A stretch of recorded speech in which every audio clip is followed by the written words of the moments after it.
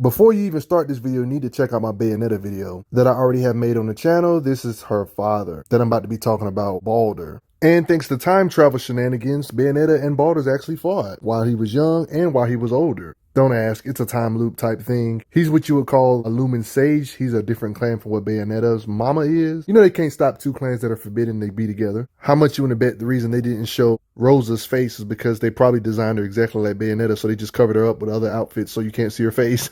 Balder can form a lightsaber technically and use it as a weapon mid-combat. He can summon his weapon at will at any time, can split it into two. His strength and blade put together can slice through buildings. Oh my. He summons these weird feather type things and like use them as blades or projectiles. Walls of like, yeah, look at that attack. Umbra witches and Lumen Sages can be seen in the real world even when in another dimension. A dimension parallel to theirs, Paradiso. They can be seen and heard still, you know, through mirrors. Fun fact, before I get the video started, Bayonetta actually never beat her father, like Young's father, in this whole Bayonetta 2. Letting you know how strong her father was in his prime. But how strong is Bayonetta's father? He's ridiculously strong physically, ridiculous speed, he uses melee weapons, and he's not afraid to summon. He's proven to be a physical beast when Bayonetta actually summons her summons on Balder. Thanks to his magical power, physicals, and everything put together, he was kind of amped up in this occasion. Like with the shield, it literally tries to crush him.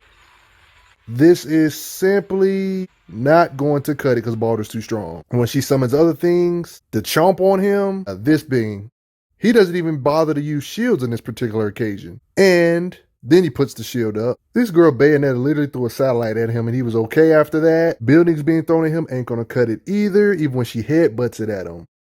He says, are you kidding me? Let me just block and break through it. A young Balder that's not amped actually scuffle with Bayonetta one-on-one and hand-to-hand combat showing speed and accelerate, even headbutt it. And it don't matter. Even getting eaten by one of her summons, Balder ain't nothing to play with. And I hope you guys are not getting tired of the cutscenes of him using melee combat to fight his own daughter. Bayonetta did not know that was her father at the time. It really shows how strong he was. When one of her summons actually tried to take him out, he literally just popped his neck. Because he's that strong like that. Massive satellites, he can literally just backhand it. Them two can literally play catch. Are you kidding me? Like, are you serious? Backhand, catches, backhand, catches, backhand. Obviously, since the game is called Bayonetta, he's not going to have the most feats, but the fact that he's able to clash with her, even into a point where he was pushing her back to where she was struggling, you can even hear it, to the point where young Balder had her on her knees to show that, yeah, he's competent with her in strength. Oh, no big deal. The same Bayonetta can do stuff like this, or stuff like this in the air, or suplexing giant angels, angel dragons might I add, like this. She's strong enough to do that. And not only that, body slam them like that. She's physically strong enough to headbutt buildings. And same with redirecting satellites with her legs, as you can see. And Balder had the same Bayonetta on her knees like that. Even though he summoned stuff that's huge, it doesn't mean that they're stronger than him just because they're huge. He can one-shot them like this on one stab, one of Bayonetta summons. Stone buildings, he has no problem pushing away with ease with his strength. The collateral damage of his shockwaves with Bayonetta, can produce force like that. No mistaking his strength. It's consistent throughout the game that the writers want them to be around the same level at least. Might I add, he actually got a W on Bayonetta right here to where she was actually knocked out after this clash. It was during this big climactic battle where these two was fighting in the air while their summons was fighting each other. Because literally after that clash, Bayonetta was like literally sleepy. Underwater, she had to be saved. Balder actually got a W on the main character. I'm a firm believer that the little numbers that they have on screen when they clash on screen in Bayonetta are just there for show, but they're actually a real unit of measurement. I'm talking about these numbers when they're punching. These numbers down here this is actually a unit of measurement. If you take that seriously, when it comes to their punching power and how much Bayonetta and John can punch with, Balder should have comparable strength to that. This number of 500 gigatons, Bayonetta characters as a bare bones minimum can punch with 500 gigatons of force, or one can say 500 billion tons of force as a bare minimum. That's like saying they can punch apart mountains, islands, or cities and stuff like that, or big, large land masses like that. You also got to look in the narrative about Balder, the Lumen Sage. They even described him being able to move with the swiftness of light, which makes sense. Doesn't seem like an exaggeration based on the feats. It might not be directly raw speed, but it might be an ability to manipulate time. Similar to Bayonetta has witch time. Bayonetta calls it witch time, and he calls it light speed. One of his abilities I'm going to go over in a sec. I know it's a gameplay mechanic, but when it comes to speed, Bayonetta has faster than speed of light type feats. He's dodging her attacks or even her gunfire. I mean, think about it. He's the same guy that is effectively able to combat and counter Bayonetta when she's using witch time. So he has to have his own counter, whether it be raw speed, be able to move at light speed or plus or whatever. This could be his ability to manipulate time. He's moving like an after image.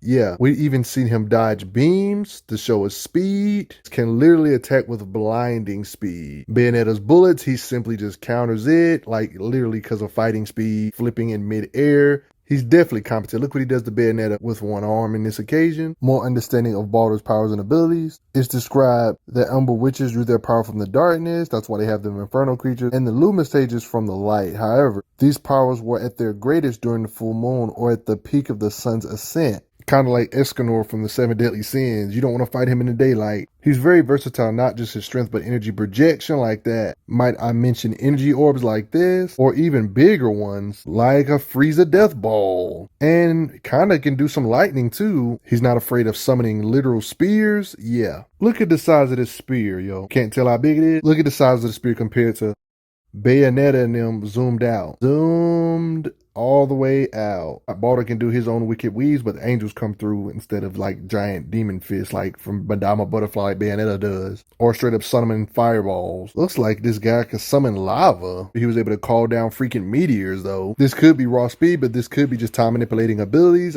Similar to Bayonetta's witch time, he can just grab bullets mid-flight like that.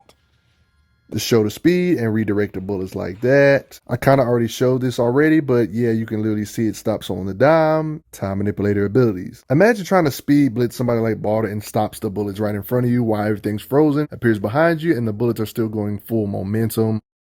Yeah, enemies around him seem like they're completely moving, like not moving at all when he's doing his combos. Thanks to his time manipulating ability, it's literally like witch time, like everything completely freezes. Somebody can make an argument that his speed boosting abilities could be even be greater than Bayo's. I mean, who knows?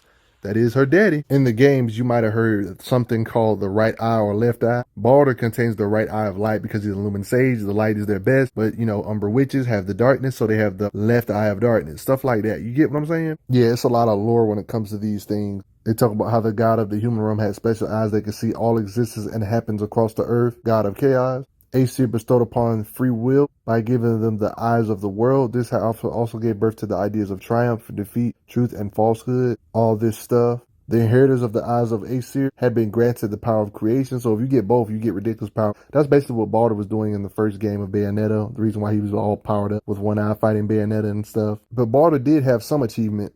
At one point, he did achieve an omniscience almost equal to that of a god, but they leave a lot of this stuff unknown, you know, vagueness. Older Balder in Bayonetta 1 had the blast power to do this to the freaking moon with a laser beam when he had one of the eyes. Yes, legit planet-busting feats happening on screen. You're seeing that correctly. So we have seen moon-destructive levels of power on screen. Just like Bayonetta, he can turn into a beast, like that. And just in case you can't tell, it's implied he has telekinesis, like how he can throw people like that, or how he was able to throw buildings with ease. Just by picking it up. Oh, let me just casually pick it up and throw it at my daughter. Father of the Year award, right? Respected, yeah. Brings down satellites from space in seconds. You already know. Letting you know he has a lot of range where he can pull from a very far distance. Are we just going to ignore he can activate satellite lasers on top of that too? Like, you can't tell me that ain't respectable. Somehow was able to fuse with a young Cereza, aka young Bayonetta, with his body or being?